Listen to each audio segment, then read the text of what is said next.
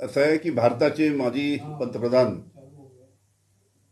Doctor Manmohan Singh साहेबांचं काल दुःखद निधन झालं. सर्व जगाला माहीत आहे की पंतप्रधान असताना त्यांनी आर्थिक सुधारणेचे जनक म्हणून त्यांचं नाव त्यांनी घेतलं जातं. आणि भारताला जेव्हा जेव्हा भारतावर अनेक संकट आलेत त्यावेळेस पंतप्रधान म्हणून त्यांनी त्या संकटातनं भारताला काढलेलं आहे.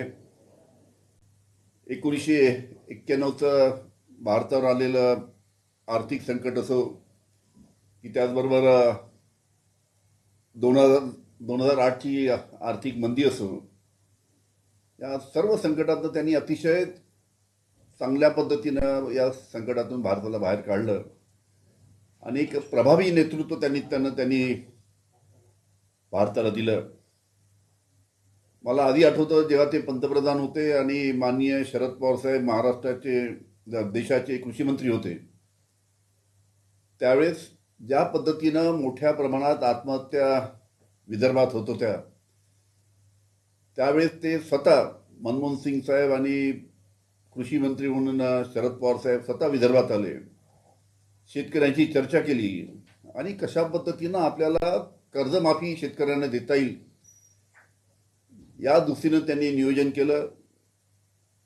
आणि त्याच्याचमुळे जवळजवळ 75,000 कोटीची कर्जमाफी त्यावेळेस झाली आणि त्यावेळेस मोठ्या शेतकऱ्यांना दिलासा त्यांनी त्या कर्जमाफीच्या निर्णयामुळे दिला. अशा पद्धतीचे अनेक महत्त्वाचे निर्णय, अन्न करारापासून तर अन्न सुरक्षा कायद्यापर्यंत अनेक महत्त्वाचे निर्णय त्यांनी आपल्या पंतप्रधान पदाच्या काळामध्ये घेतलेत.